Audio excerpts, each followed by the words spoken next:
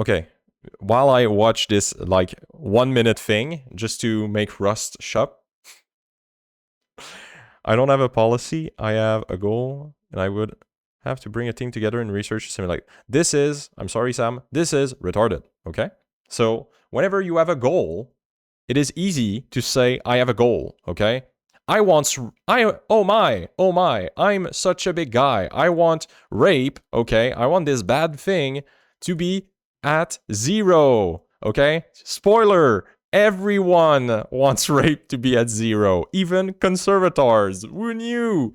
So just saying rape bad and just saying people having low income bad doesn't do anything. You're saying a truism.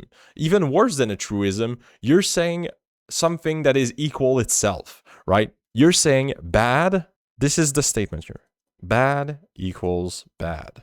What I'm talking to you, what I'm saying is that you should do, instead of bad equals bad, bad can be fixed with policy. If you don't have this, you're saying nothing. And I know that it's hard to think because 99% of like your consumption diet for news is bad equals bad. So TLDR, come back with a policy, okay? I hate obesity and I have my policy on obesity. So, yeah. It's that simple.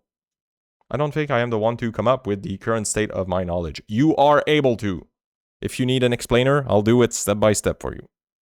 All right. 1.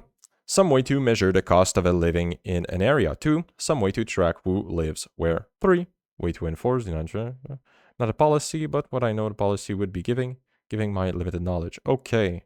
Okay. One question. I don't want to repeat myself. Did you ever hear my Ozempic for all policy? Did you ever hear like how we get there? Because I think I did the yap in the past. I just want to make sure that I'm not like double yapping you. I remember you doing it, but not in fine detail. Okay, fuck it. We're making a segment. Cool. All right, how to make a policy. Woohoo! How do we make a policy? So I like Ozempic. Ozempic is based, and I don't like obesity. So we want to get obese people. We're going to use Canada here because, hey, Canada. Okay. We want obese people in Canada to reduce. First thing is get some facts. Okay. Let's start with how many obese people are in Canada. So, how many obese people in Canada? All right. Currently, 10 million Canadian, roughly 1/3 of the population, are living with obesity. So we want to get that down. Now, the first thing that we need to know is what are the vectors that either contribute to obesity or could reduce it. Now, I'm going to use the universal stick called Ozempic for this one because it's the simplest one. I understand that it does not work for everybody, that it's not perfect, that it's something that they're going to need to have in a permanent manner, but I'm still going to use Ozempic.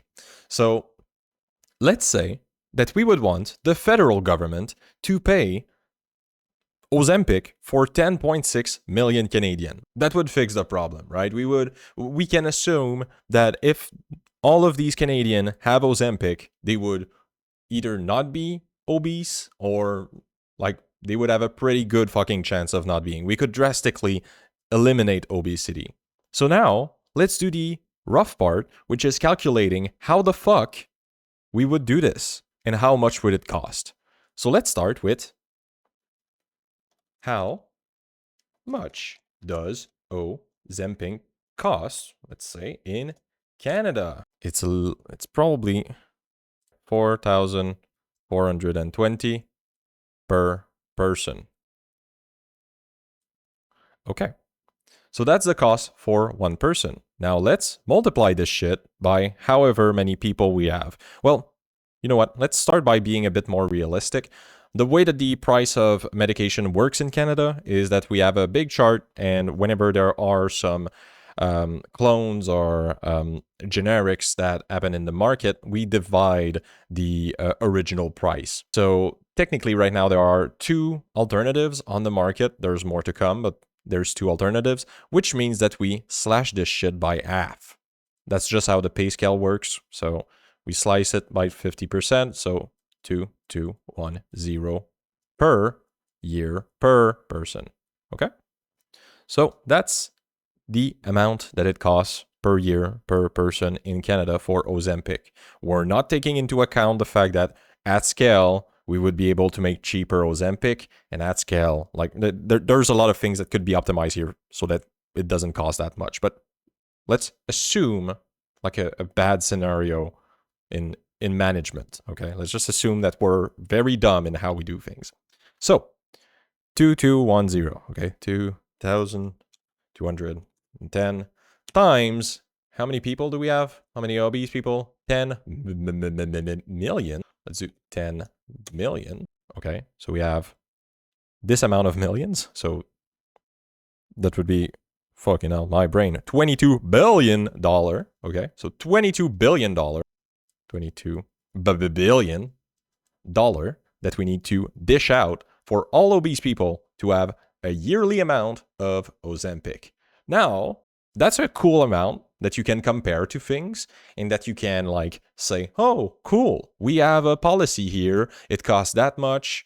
And now we can actually address like, okay, is this amount worth us actually like going ahead with it? Or should we put that money in something else? Do we wait? Do we go with a partial program that doesn't put everyone on Ozempic, but just the people that have it worst? So this is a thing that we can think about, but then you can go one step further, which is very fucking cool, which is try to get an idea of how much tax would need to happen in order for this to like be processed. Fuck, my wording is bad, but who cares? So in Canada, we have done a tax cut lately. So we can take a look. Canada, Mark Carney, cost of tax cut. It was a 1% tax cut for the lowest bracket, I think. Do we have the cost here? Probably not. We'll be able to find it. Okay, 27 billion in tax saving, meaning that assuming that I haven't read this could be wrong, I could be dumb in where I'm getting my shit, but we're essentially assuming here 1% tax, okay? You put a 1% tax on income for everybody that does, how much? It's like very fucking low. I'm so bad. Tax bracket, Canada. Tax bracket, Canada. Okay. Okay, so all the income. Oh, it's or less. Didn't know that it. Oh, yes, it makes sense. Okay. So all of the income that you're making, you now have a bump for your lowest rate up to 58,000 of 1%, right? 1% there. So like want to increase on a higher bracket. That's not how that works, but it's okay. So actually, I don't know how they manage that in, but I think that they only cut this one. So that means that the first $58,000 that you have of your income, we went down in taxes. So it was tax 15%. It's now tax 14. If we put it back at 15, right? If we make your first $58,000, if we make them tax at 15, we can easily finance our Ozempic for all policy. Canada could eradicate obesity right now with that 1%. Let me just tell you how crazy this is. This means that for like, I mean, I don't know how much you make, but for like the standard person, like we're talking about a $20 bill on their paycheck, like on their bi-monthly paycheck. It is nothing. It is insanely nothing. So That's a policy that is sellable, right? That's a policy that we can talk about, that we can say, yes, that's good. In my opinion, that would be very. But I was thinking you could raise a higher bracket. Yes, you could. But here, you can make a stronger argument. Unless you're with retards, the strongest argument is the one where you can make the worst, like the worst cost, the hardest cost to accept, like good. Wording, sorry. The hardest tax that you can pass is a tax that will affect the lower bracket because everybody will feel it. So when you have a tax like that and you can make your policy feel good against that tax, that means that your policy is pretty fucking good, right? If someone was able to sell this with that tax hike, that would mean that it's a good policy and that everybody agrees on it. Now, I'm not saying that they should go about it doing it this way, but here we were just talking about how to, we were just talking about how to create policies, right? Because we were talking about like essentially saying bad things are bad. Let me just, making the cost of living, making the income of people, that's some bad writing, the income of people match, well, not match, but be a little bit higher the cost of living. Like, that's not a policy. But if you were to say, let's say that, okay, we're going to revamp the tax code in order to make sure that you have like a basic income. And if you fall under that, you have a tax credit that supplies your, gives a bit more money in order for you to be over that specific cost of life thing, right? So you could make that policy. I would say that it's a dumb way to think about it, but you could make that policy. But just saying we need income higher, you're stating a goal, you're not stating anything else. So it's a little bit like saying I'm anti-war. Like, saying I'm anti-war is just saying I don't like people dying. Hi. Everybody doesn't like people dying, but there's a lot of places where if Canada had the military strength, I would absolutely get into a war. Like tomorrow. Are you kidding me? Ukraine would be flooded with Canadian soldiers if we had a real fucking military. Haiti would be stabilized the fuck out of if we had a good Canadian military. And just saying I'm anti-war is just a mental dead end where you're not actually like getting anything concrete. You haven't learned anything. You haven't gained any insight. You're just saying bad things are bad. And most, like I said, it's not bad against you. Most media right now are doing that. They're doing the bad equals bad. There's no thinking, bad equals bad. There's no thinking going on. It's just repeating this. I don't know. Was I clear throughout that explaining? Is there any questions that you have, I guess? I think I got it. It's all right. I'll make a clip out of it. You'll be a star. I've already uploaded 3 videos if you want to see the channel. Had to respond to a work email. That's all good. Wait a second. I'll share this shit. There's no video on it. There's no views on it. Oh no. What am I gonna do? Now more Python tricks. Fuck your Python tricks. But yeah. Ozempic for all. So I would have to take a really fucking tiny part of the military budget to fit into the income supplement to ensure 9/8 ratio. Is that a policy? You're kind of starting there, but you're starting at the wrong end. So, okay, let's give me a second. Okay, let's address your policy. Let's address what you want. Okay, so let's say that we want to ensure, right now I feel like there's so much things that we need to address.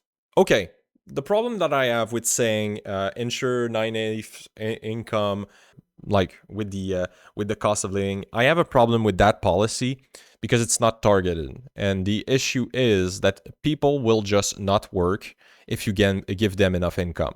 Like, if you give me enough income to live, I would not work. I would stream all day. Okay, that's just I would stream and be with my daughter like more often, I guess. So yeah, like there's a thing to think about here. I said supplement.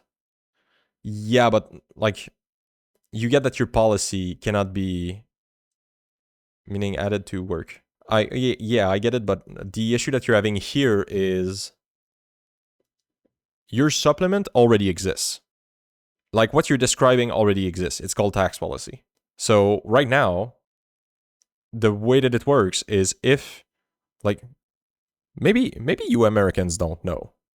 Most Americans don't pay taxes. Like they don't actually pay taxes. They get back from taxes. Well, most Americans. Maybe I'm being too large. A lot of Americans don't pay taxes. The poorest one, the one that are most likely under this this cost of living ratio, they most likely are not paying taxes already, and they're getting back from taxes. Like they have tax provision that is there that takes a look and, oh, okay, you're under that threshold of income. Well, you have a reimbursable tax credit here. So this already exists, right? What you're describing already exists. So what you can say, like, let me make a couple of parallels and you can pick and choose like which one you want to advocate with for the future. But like one thing that you could say is that you could say maybe we want to make sure that that threshold that we are using for some tax credit, for some reimbursement, maybe you want to make them up because I think that they're not as good as they need to be. But then you would have to go look at the actual like threshold, the actual values, and see what makes sense or what doesn't make sense there. So instead of a fixed brackets, it's a more fixable bracket. You could do that, right? You could do that, but that would be like hard to implement. But yes, if you wanted, you could do that. But then you would have to actually like look into it like I did a little bit earlier. But like what? Oh, okay. Maybe one thing. Okay, again, coming with the Canadian solution to all the fucking problems.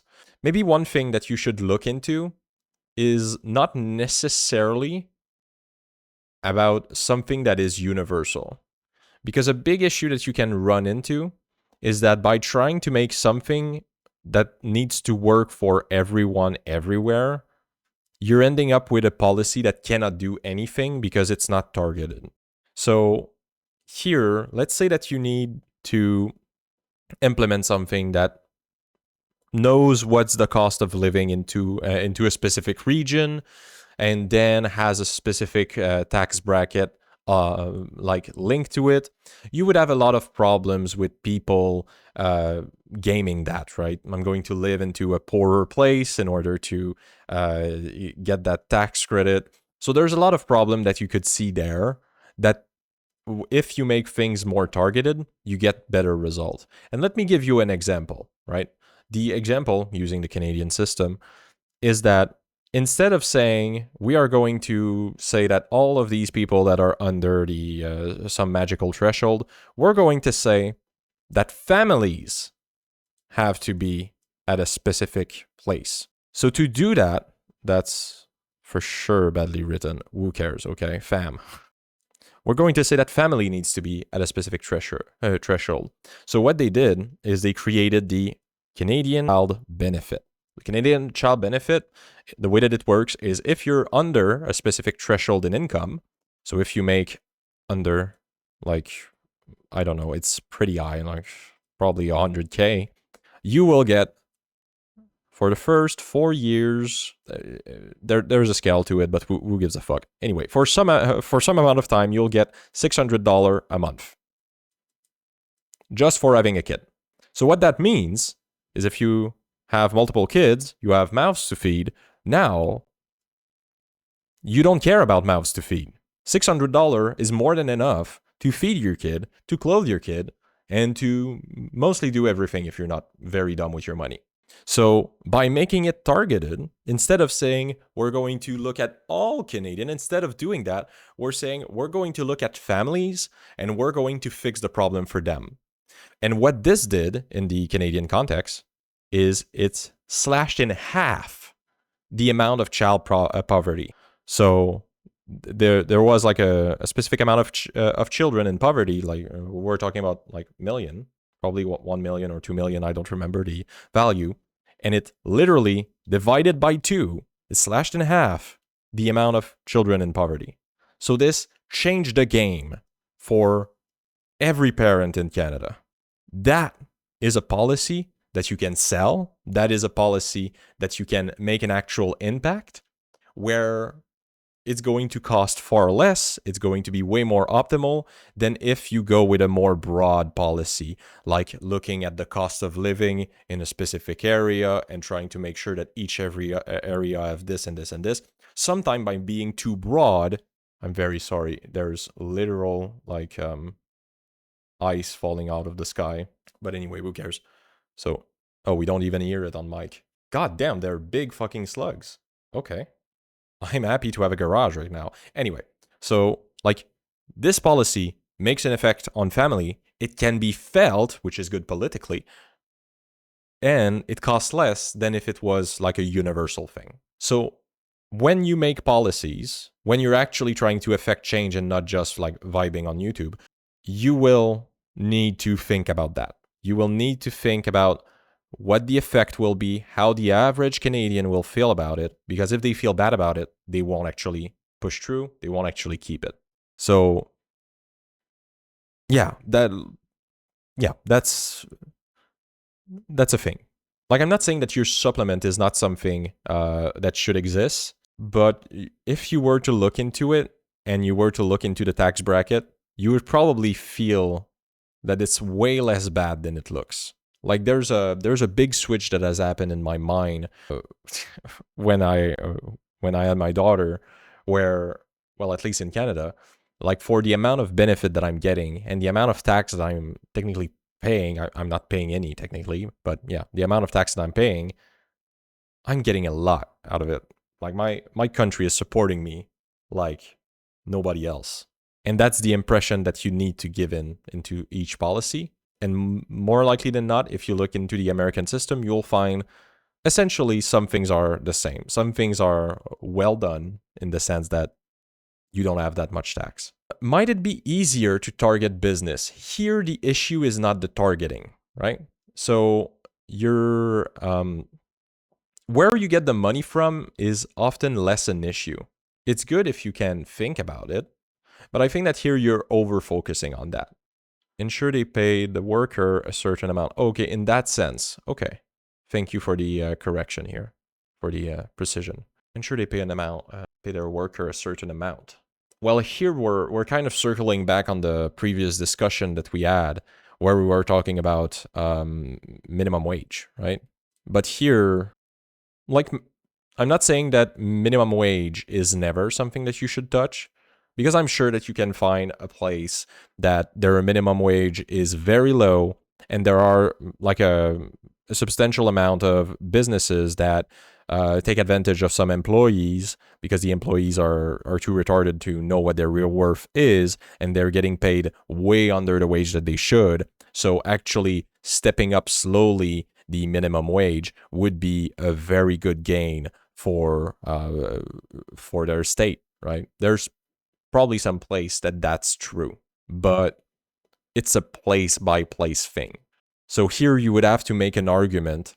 The way that you can make this argument, it's hard to do those kind of things federally. So let's just focus in on state or province. So let's say that your state, you look at the most rural place, right? You look at the most rural place in the area, and you see that the cost of living in that very like rural place is like a specific amount, like let's say X. Raise the county minimum. That's more complicated. You would have to go to the should specify. Okay, let me just circle back into this. So you go to the place where your cost of living is the cheapest. Okay, that's where I'm getting at. So you look at your state level, because if you go at the county level, it becomes a bit too complicated, right? Because you cannot, like, there's a certain weight that exists to have regulations. And I believe that if you're starting at the county level, unless you're a big city like New York, it's going to be harder for you to apply these things correctly. And you might have some negative and externalities that comes from it, like some business, like moving just out of the way, like just out of your county in order to like cash in on that minimum wage. That's like not something that you would want. So the better way is you look for the most rural place inside of your state. So the place where it's going to have the lowest cost of living. And you could bind your minimum wage saying, okay, if in a 40-hour work week, it should roughly be equal to the cost of living. So based on that calculus, it should be X, right? So here, the hard part policy-wise is knowing like what is a reasonable cost of living? Like how much are, when we're talking about cost of living, most people are not actually talking about cost of living. They're talking about, well, here, minimum cost of living. People are not talking about minimum cost of living. They're talking about a way more affluent type of cost of living where you have like some amount of money for entertainment. So depending on your province or state, like some people will put different amounts there that they say like, okay, even if you could technically survive in this rural place, we're still going to up our calculus a little bit because this is a bit dumb. And that's okay. But anyway, like, okay, let me clarify something. The goal of all of this, the goal of picking the most rural place is that when you are doing minimum wage policy, your goal is to say, what you're essentially saying is, if you are under that wage, I don't want you to work. It would be more worth to you to not work. I prefer you be on government benefits than working. So we're going to outlaw you working at that rate. So you cannot say that for a vast swath of people that are employed. Like if 20% of your population is getting like some kind of change to their wage or change to their employment because of a change in minimum wage, there is a huge fucking issue there. Like there's something that is going wrong with your economy, or you're doing your minimum wage policy way too bad. So like that's something that you need to keep in mind. The goal of the minimum wage policy is to remove the possibility of abuse, right? If you're paid under that amount, there's like either you're getting abused or there's no world where you can reasonably be paid this amount. This is what we're saying. And that's what minimum wage is for. Food, water, utilities, medical transport. That's what I mean by cost of living. Yes, what I'm saying is that like it's more complicated than that, right? You can do that strict calculus, but most people won't just do this. They will also add a little bit of like wiggle room for like you can call it entertainment, but most likely they would, when you would do that policy, you would just say it is unexpected for unexpected things, for savings essentially. But here, I'm just saying that there's some wiggle room. Like it's not as if you could like craft and have economists like give you the perfect number. There's going to be some subjectivity to it. So TLDR, you do that at the state level. You make sure that it doesn't fuck over your marketplace, right? You don't want 20% of people changing their shit. That's why I said the 9/8, the buffer, or maybe 5/4 would be better, but heavily up for debate for what based on what call is. Yes, I agree with that. What I'm saying is that whatever your 4 is or whatever your 8 is, this should be, like if you want to do it through minimum wage, you should set that reference, you should set it to the cheapest place inside of your state, knowing that it doesn't work in the city, right? I know that if you're getting paid minimum wage in a city, you're not going to make it.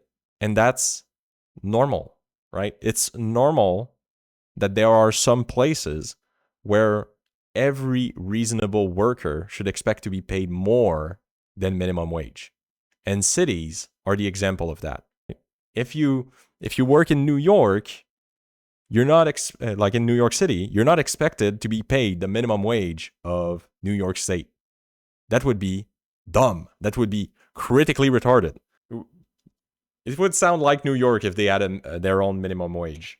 New York City minimum wage. State minimum wage. So New York City is 17 per hour, and let's just see New York State. 16. So yes, there's a different rule for New York City, Long Island, and Westchester County, and that's okay. But then again, you can have some weird externality from fucking with the minimum wage like that. But like those policies of different place have different wage, that's okay. I'm just saying that at the state level, it's often an optimal way to go, but it shouldn't be an oppressive force on your market. So cities should set their own minimum wage. So go tiered resolution. I get what you mean now. Yes, but just to be clear, we're not talking about all cities here, right? New York City is the odd one out, right? If let me pull up a completely unrelated map. If I were to go to Elk River, I do not believe, like, unless, give me half a second, I'll check the population here. Population of 25,000. Okay. I do not believe that Elk River should have their own minimum wage, right?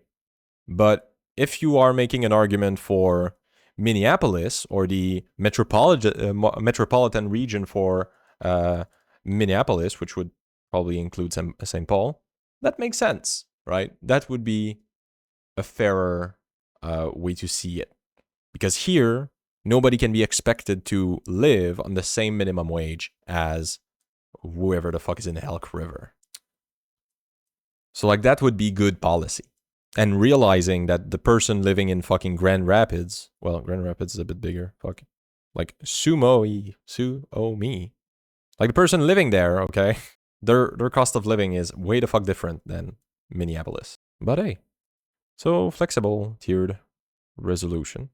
Yes. So like if you want to make like a strict rule, I don't know how many people are in Minneapolis, because like I'm trying to think for my city. that's how I'm thinking about it.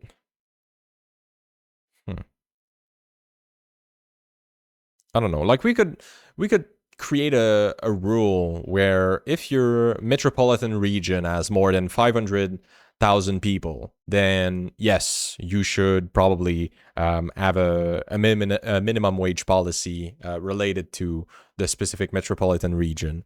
Yeah, that would be something that sounds good to me, right? Because under that, let's take my home city of Trois-Rivières. Like Trois-Rivières, like the truth is well, no, Trois-Rivières is cheating. Let's not talk about that.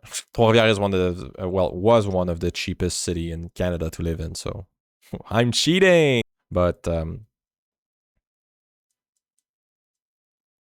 anyway, like I wouldn't expect, even if it's a city, I wouldn't expect Saguenay to like have a fucking minimum wage. Like that would be a little bit dumb. Like, can I Saguenay, Quebec? How many people are there? Like 150,000. Shouldn't have a no.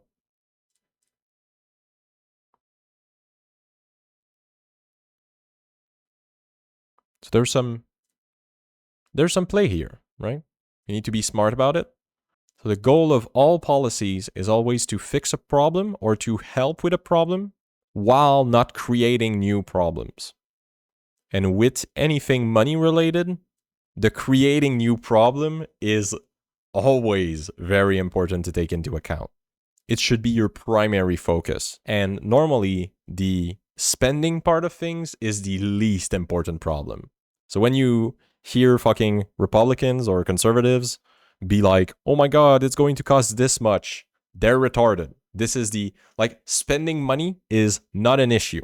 The issue is the problem you have on the, is the change that you create on the market. Creating changes on the market is not a problem in and of themselves, but if the changes create too much problems, no, that's bad wording. Anyway, I'm sure you get what I mean. All right, I don't know. Is there anything else to yap about? I think we've killed the subject. If we wanted to do it perfectly, how many people in the radius around this individual to create a zone? Mostly show me.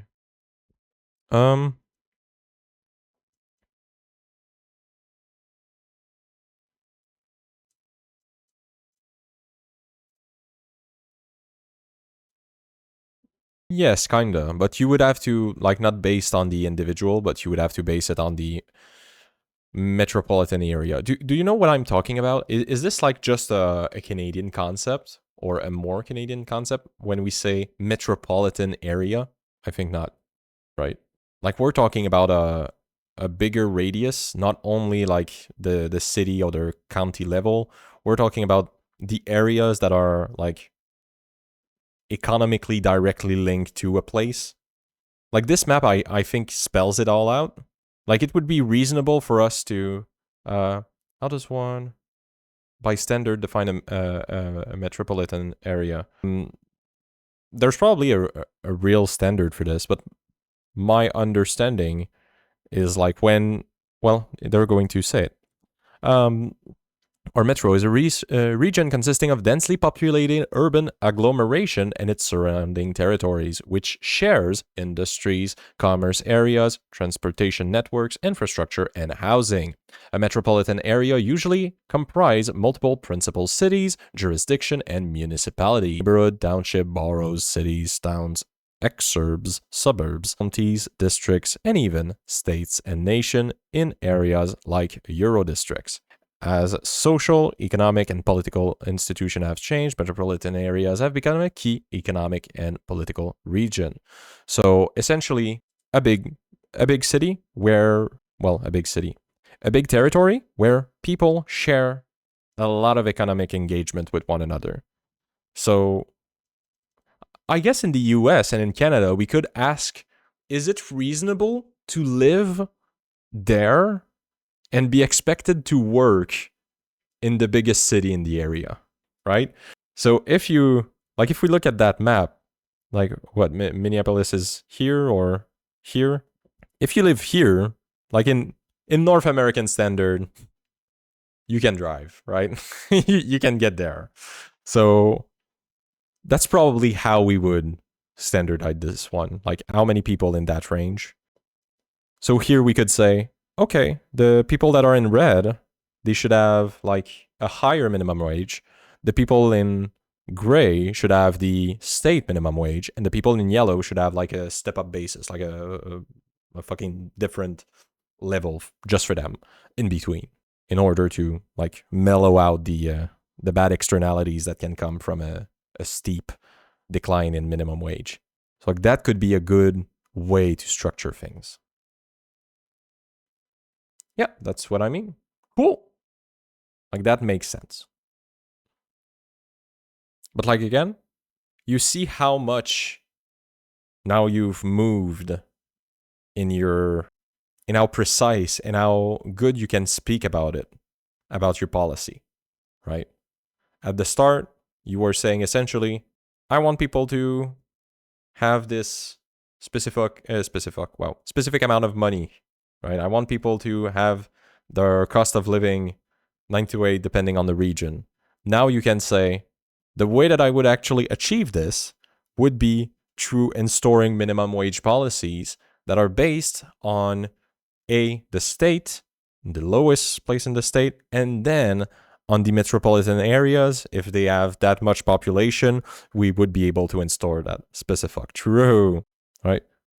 So now you actually have an argument. You're not saying bad equals bad or good equals good.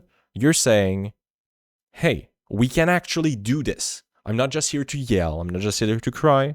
We can actually fix it by doing X, or help a lot by doing X, because often that's a way that you can fuck yourself into into thinking things that you shouldn't think, right? Saying like, oh my God, it doesn't fix everything about the issue. What a dumb fuck, right? The issue of cost of living and of people not making enough income can be addressed by multiple policies. It is reasonable to say, okay, the minimum wage is going to do like that part, and then another part is going to come from some other policy. So then you actually get to somewhere where people can live better lives. Specific. True. All right, I'm going to fuck off because I need to eat. But it was fun yapping with you, and I'm sure we'll yap again. So you made a one hell of a segment, my friend. You'll have your own little video. Thank you. Fist bump. Love you. Love you a lot, Sam. All right. See ya. Bye-bye.